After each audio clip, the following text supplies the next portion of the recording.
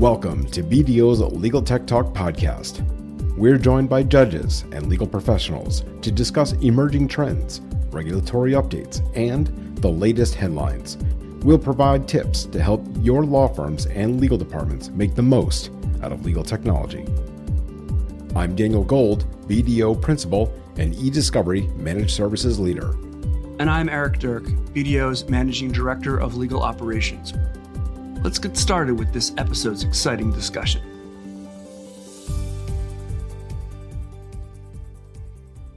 And welcome back to another BDO Legal Tech Talk podcast. Today, we are thrilled to be joined by Nicholas Sarkonian. He's a partner at Barnes & Thornburg Law Firm. He leads the firm's artificial intelligence practice.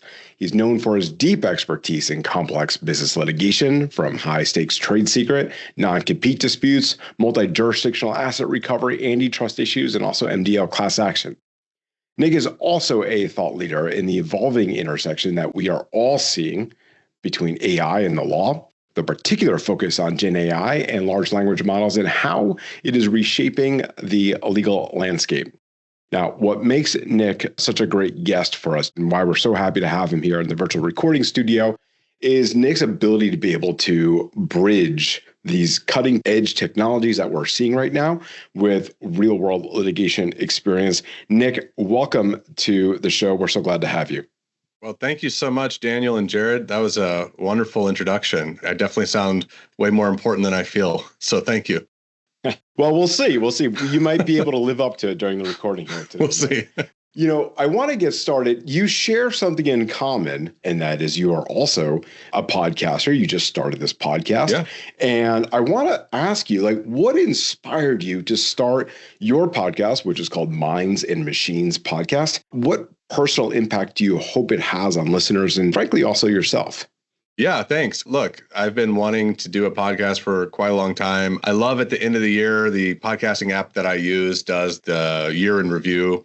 And it's absurd how high I am in the percentile ranking of people who consume podcasts by minutes. It's a little bit of a problem of how much podcasting I listen to. So I've been listening to them for a long time and thought, for a long time that I'd like to do one. And so the opportunity came up to do that when we were trying to build out and bolster our AI practice group at my firm, Barnes & Thornburg. So it's been fantastic. It's really a great opportunity to talk to people that are in a variety of businesses and industries, different sizes of businesses, and just talk to them about, I think, kind of the real practical implications and problems that they face regarding generative AI, because, I'm sure we'll talk about it, but we're still somewhat in early innings here, and there's still, I don't think, a convergence on best practices or best tool for everybody. And so I think a lot of people are trying to figure it out. And so we try to talk about it on a practical level. And, I think the idea is we can go as deep into the weeds as we might want to with a particular guest, or we can keep it very high level and talk about it from kind of the C-suite or even the board of directors level of the big picture. So my hope is it's accessible and hopefully entertaining. I do not want it to be, bogged down on legal issues or legal precedents, because I think those aren't terribly interesting to the general public, even if they might be interesting to myself or other lawyers. So it's definitely designed to have a broad applicability and appeal. I'm a very systematic thinker. And what I mean by that is, when I was in law school, I would see the things that connected kind of the dots between torts and contracts and procedure and why it all kind of made sense and where everything has to kind of click into place. And if it doesn't click into place, it would just kind of bother me. And so then when I started practicing law and doing business litigation, a lot of these cases are going to be pretty document and fact intensive. Like sometimes a dispute that I'm handling might span, 3-4 years of facts, maybe more, sometimes 8 to 10 years or even longer. One example is the opioid MDL that I was part of. That's something that the plaintiffs allege started decades ago. And so it would continue into the present. And so there's a lot of information and a lot of facts that in isolation or in the abstract don't seem relevant at all or of marginal relevance. Like, why would we care about that? But then when you start to kind of look at it systematically, the way I do, you do start to see the patterns, not only in the things that are openly there and above the table, but the things that are missing and the things that are under the table. And that's where I think technology really helps me. And that's what I'm super excited, to bring it back to generative AI. I'm super excited that we're seeing those developments in technology because it's going to help people like me, do even better with those skills. You have described several things there, Nick, that I want to dig into. So you describe yourself as basically a systematic thinker in that you are looking at things that are missing, not just what's there. You like to be able to see the patterns. Now let's bring it back to, like you said, to Gen AI. So there's a lot of potential to be able to connect the dots much faster than we ever have before with generative AI. So I want to talk to you a little bit about how you're basically positioning yourself now at this intersection of law as well as generative AI. I'm going to specifically focus in on generative AI. Was there some defining moment for you or some sort of personal experience that made you passionate about this niche? How does it connect to your values, right? That you be able to say, okay, these are the things I like, and now I could see how I could take this system level thinking back over to Gen AI and I could do even more. This will now really explode what I already love. Was there something that really clicked for you? Yeah, I think that's the way I would describe it is kind of aha moments, And what I would tell you is that, not to be too dramatic, but, as I'm going through my career, I've had this kind of like pang where I'm like, oh man, if only there were a tool that could help me do this faster, or oh my gosh, I had this flash of inspiration. That feeling that you can get when you're in the flow. Nothing should take you out of that flow. And unfortunately, like the current state of tech, 5 years ago, 2 years ago, maybe even today, would take you out of the flow because you're like, oh my gosh, I got to do so many clicks. I got to go and find that thing on the kind of old systems that we have, or I got to go to our cloud storage system and hunt and peck for this, or, even like I was telling Jared, even our main email software that people use has become difficult to find things. Those are things that take you out of flow. So I would say that there's been a couple of aha moments where the first one would have been when one of the major large language models kind of, went viral in the fall of 2022. One of my buddies who is a serial entrepreneur has sold companies off. He's, in his like early 30s still. And, he's like, hey man, you got to check this out. Like ask it some questions that you would ask a first year lawyer. I'm like, all right. And it was really impressive, right? So these are things that I've been following for a long time, AI. And the funny thing is, I think we would all agree that AI is only what's the new and shiny thing, and things that used to be considered AI, we don't call it AI anymore. So it's something I've been kind of following for a long time. But the first aha moment was that. And then I was using it since that point. So fall of 2022. And then the other big one that I like to talk about was a tool that was released by another company, another lab that I'm sure you've seen that can kind of create a podcast out of written sources.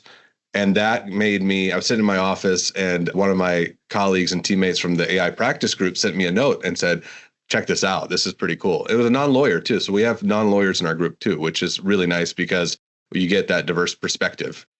And I got, I don't know, the hairs on my neck raised. And I was like, this is so good. This is so cool. Because one of the ways I like to process information, going back to your question about how many podcasts and everything I listen to, is orally, right?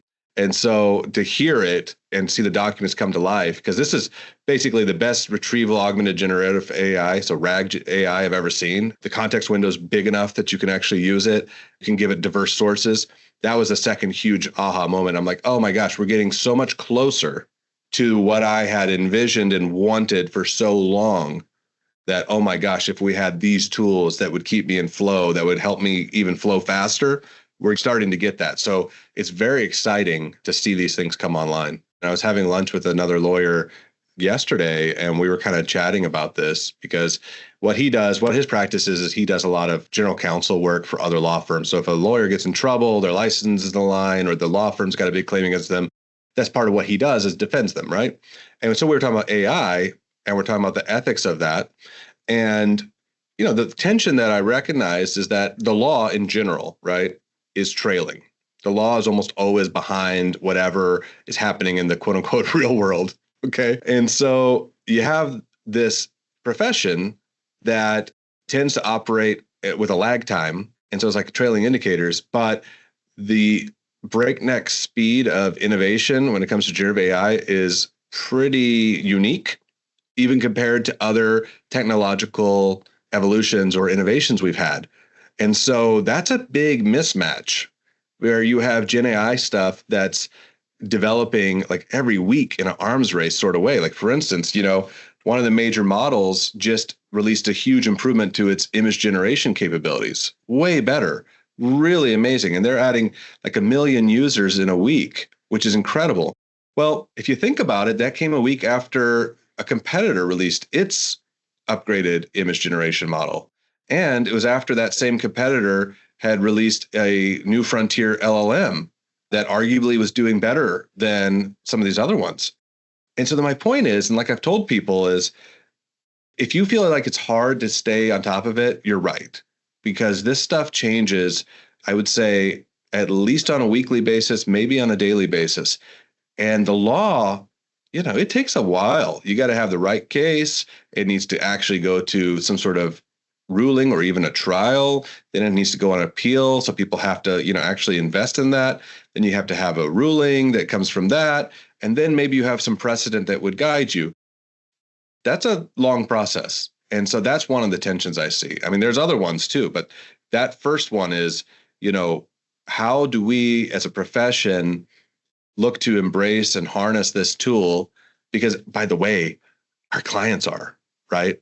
That's the thing that's always driven me kind of crazy as a practicing attorney is, hey, there's this tool. All of our clients are using it. Why are we not? Well, we have to vet this and vet that. I'm like, I understand. But there's always that tension of that catch up of, the clients and the companies are doing this stuff. So they expect, I would think, their consultants and their lawyers to also do it. So yeah, that's one of the tensions. You've touched on some really great areas here, Nick. One of the ones that you have, and it's interesting, you're talking about, precedent having to catch up. I'm almost thinking about it in, the sense of the federal rules of evidence about how many years it takes for the rules to change. For those that don't know, it takes between 4 to 6 years for the rules to change, and 4 to 6 years by the time we get to a place where we might potentially amend the rules again, in particular, Federal Rules of Evidence 901, 902, talking about the authenticity of evidence, right. Especially in the context of deep faked evidence. By the time it catches up, we're going to be light years because, as you said, the technology continues to update almost on a daily basis. We're going to be so far beyond again. There's something else that you said that I want to touch on again that is really interesting. And I've had this conversation with a lot of other lawyers as well. Jared and I have had it on the podcast.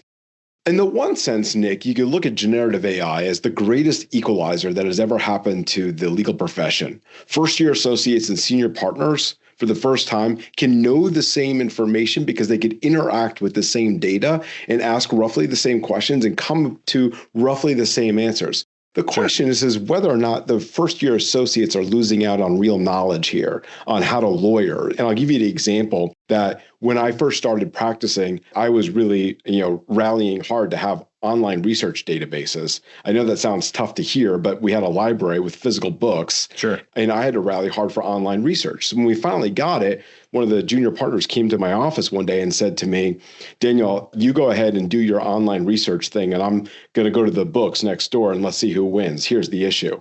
And within 5 minutes, he comes, he throws the book down on my desk and he says, I win, right? So there is a talent, a skill, a cognitive skill, right, that we as lawyers that have that where understanding the law books is kind of no different than if those that are listening remember way back in the day, way before GPS, we had physical maps. Sure. There's a cognitive skill there.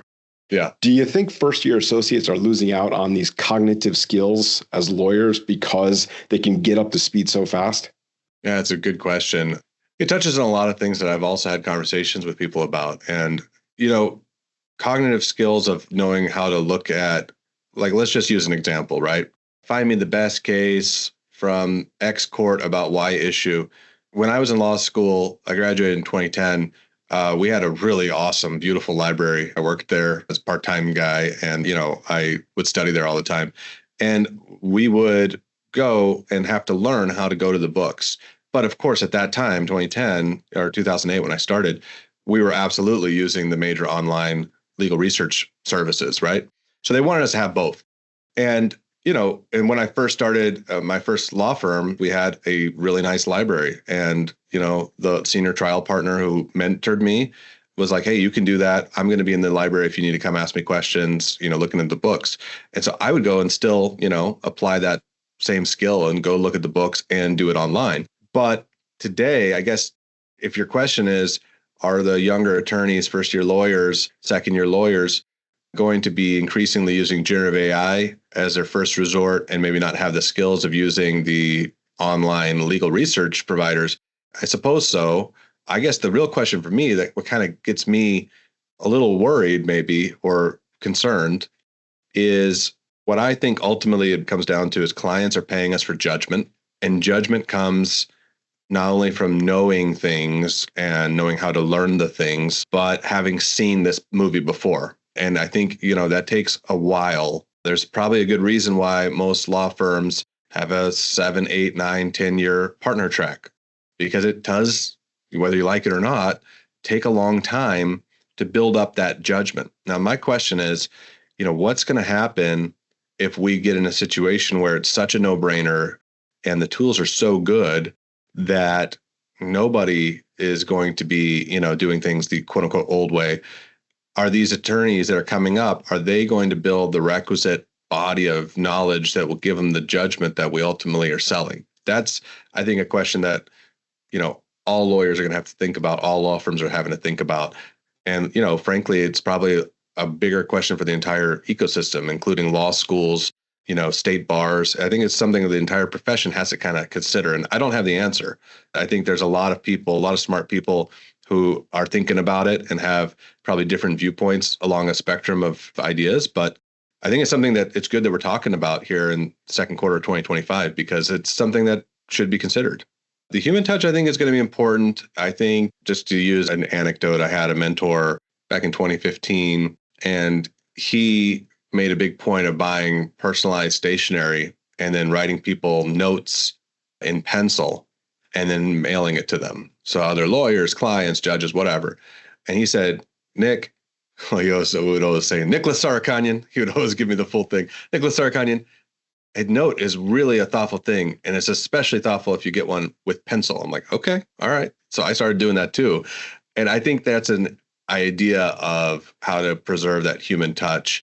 I think people are going to still maybe even put a premium on having that in-person connection, or at least what we're doing, over video conferencing or on the phone. I think there's going to be a premium for that, but it's hard to predict all of this. The other thing is, I have 6 young humans at home too. So we have 6 kids. Our oldest is 13. Our youngest is 3.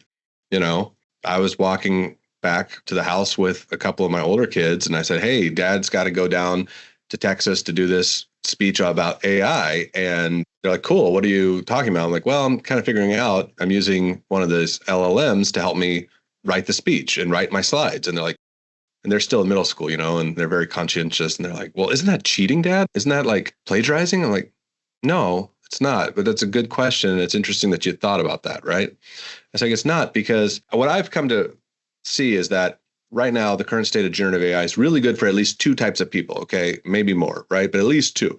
One is the expert, and the other is the explorer. And I think you can wear the different hats. So for instance, I'm an expert on only a few things, right? I'm an expert on the legal practice that I do.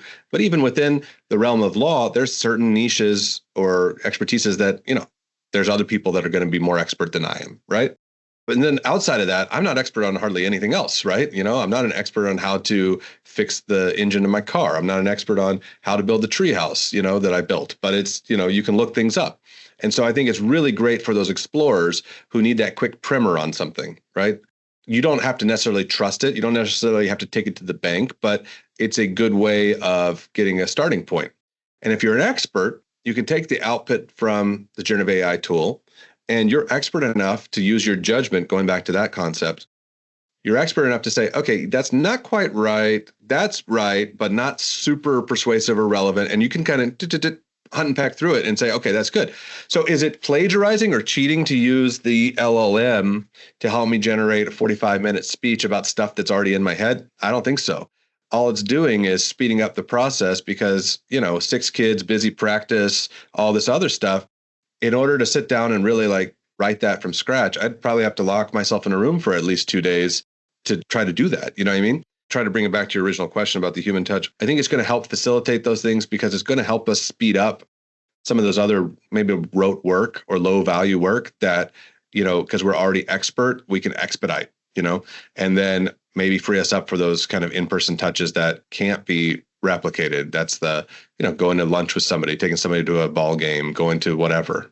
And I think you could take another step further, Nick. So one of the things that I'm hearing you say is that if you're wearing the hat of the expert, that it really helps in upskilling you in being able to do more substantive work. Yeah. As you said, it's freeing up mental bandwidth. But I also think simultaneously, two things can be true. If you're wearing the explorer hat, the output of what someone who is not much of an expert as you are, doesn't have the foundational skills that, like you do, both of you may arrive at the exact same written document or motion hearing because you're both utilizing an LLM. And so yours may be tweaked a little bit differently because you are an expert. And so, use your judgment. I think that the human element, tell me if you think I'm wrong here, Nick, the human element may be even more important at a motion hearing. Oh, yeah. Right? Because if two people can say the same thing because of an LLM. Oh, yeah. 1,000%. You're right. Tell me a little bit more about that. Yeah. I mean, well, that's the other thing. And going back to the other question we had about, the younger lawyers getting that training, motion hearings, just, for folks who don't know, they're pretty rare depending on where you live, what state you're in, whatever. But, it's not like the good old days, quote unquote, that I heard about from the white-haired trial partners, right? So given that dynamic, when you do have a motion hearing, it really pays to have that experience, the multiple jury trials and arbitrations and appellate arguments. Like having all of that really helps because you might have 15 minutes. You might have 60 minutes. You might be in an all-day slugfest. It doesn't really matter, but you have the skills and judgment and wherewithal to read the room, to know what's landing, what's not landing, read that body language, understand what's behind a question, and know the best way, the most persuasive way, the most precise way to make those points in the correct sequence at the right time, in the right way, with the soft touch. That I think that's the benefit of hiring somebody with that experience, right? Otherwise, I mean, I guess in theory, you could even have a non-lawyer, right? God forbid. But you could have a non-lawyer read a script from an LLM with the same content, but not knowing the judges, not knowing how to talk to a panel of 12 people maybe, or 3 arbitrators or whatever, and not knowing what to say, when to say it, how it's landing, and what's behind the questions. Yeah, that's a total game changer. So yes, the human element for things like that, you can't overstate how important that is. So look, if generative AI will help people, like me and other people, just anybody, right? I think it's a universal human thing that there's certain things that are higher value. If we can get more people to that sweet spot where they really are thriving, I think productivity goes up. I think personal satisfaction in your job, which is incredibly important to human dignity, that goes up as well. So that's what I'm hoping for. Whether it happens, we'll see, but that's what I'm hoping for.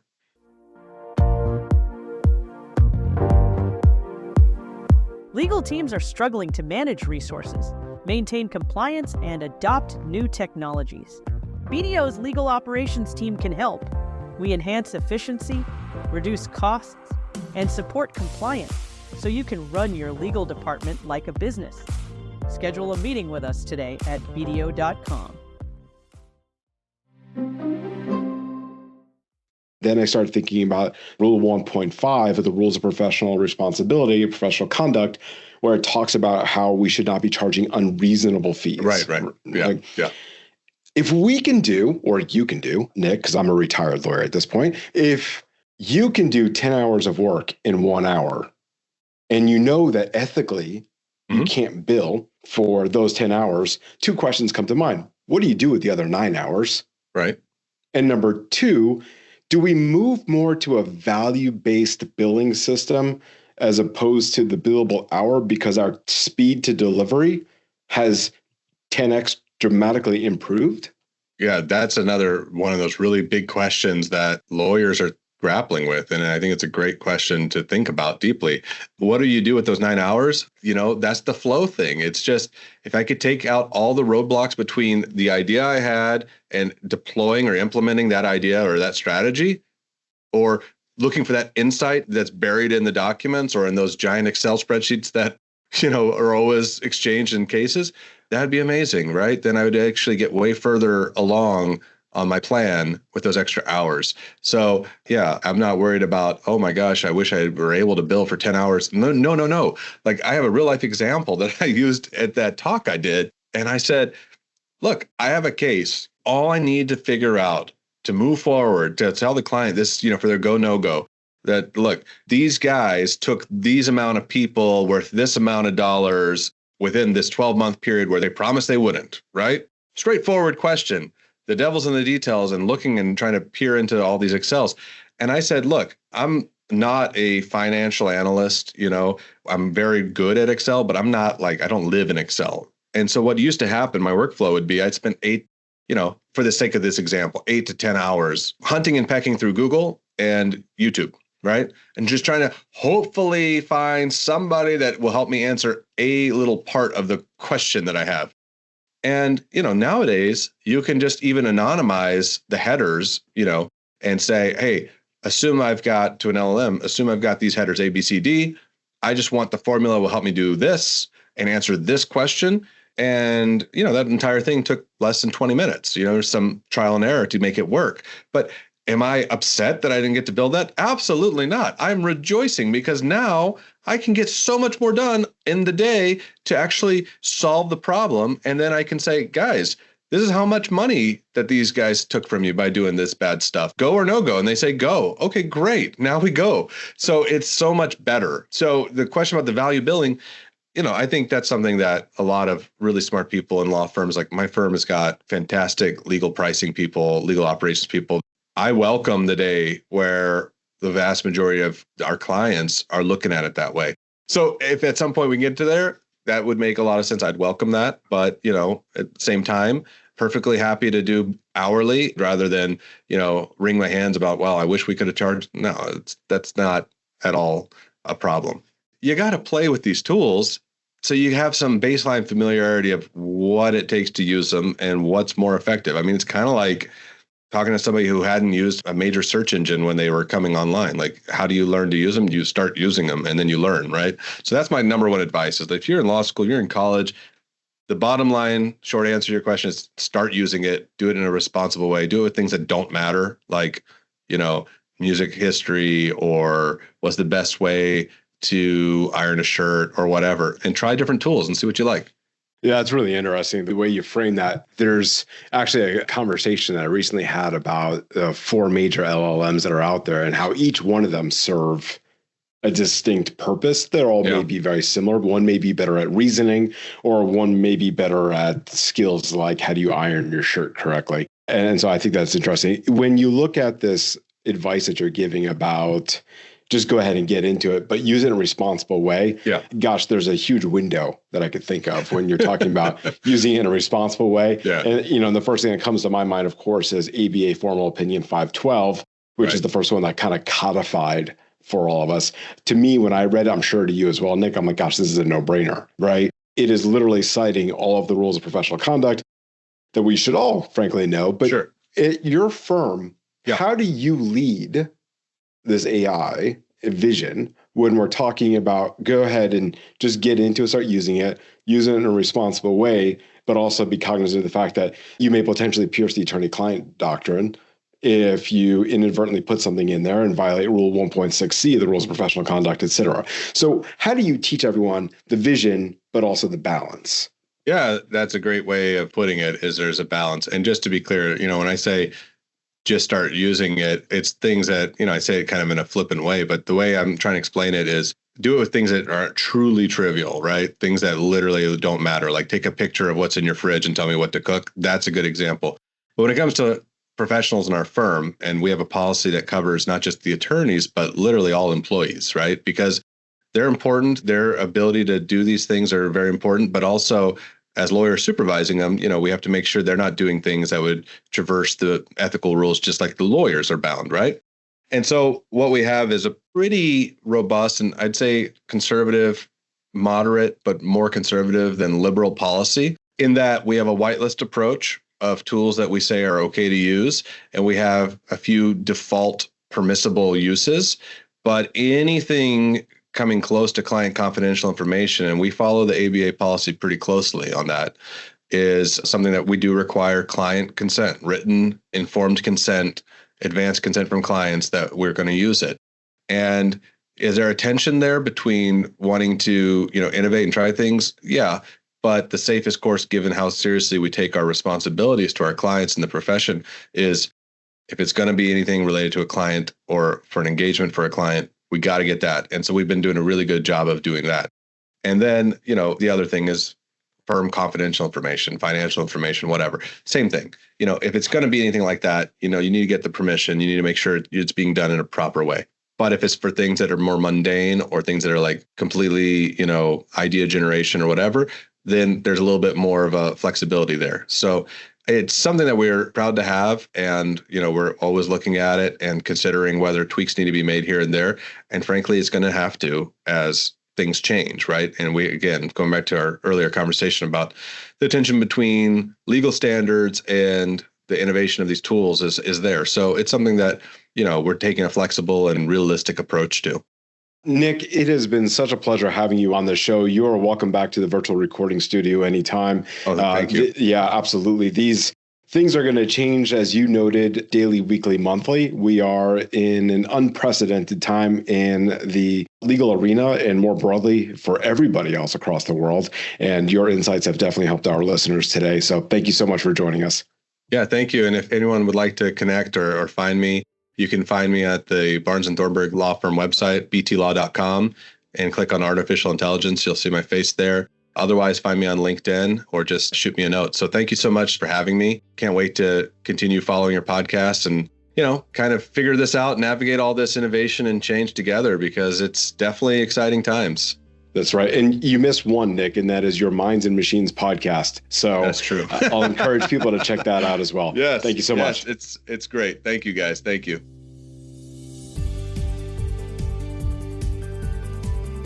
Thanks for joining us on BDO's Legal Tech Talk podcast. If you're enjoying our podcast, don't forget to rate, review, and subscribe for more episodes. On BDO.com, you'll find all of our episodes, transcripts, and ways to continue the conversation. Until next time, this has been another episode of BDO's Legal Tech Talk.